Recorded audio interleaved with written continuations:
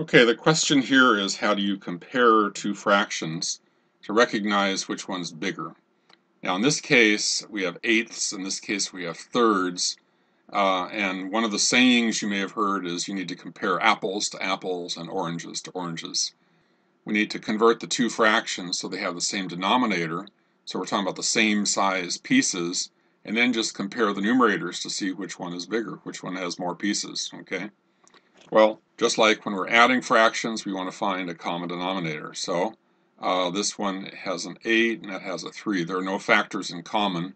So all we need to do is to say 3 over 3 here and multiply this by 8 over 8. So now the denominators are both 24.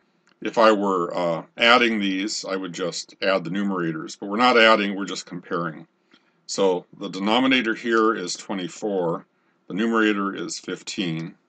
The denominator here is 24, and the numerator here is 16. So it looks like 2/3 is bigger than 5/8 because 2/3 is equivalent to 16 24ths, and 5/8 is equivalent to 15 24ths. So this is the larger of the two.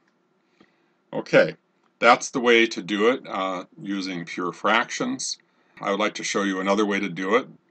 If you ever encountered this problem in the real world, the way you're more likely to just sit down and do it is take a calculator and evaluate 5/8 as a decimal.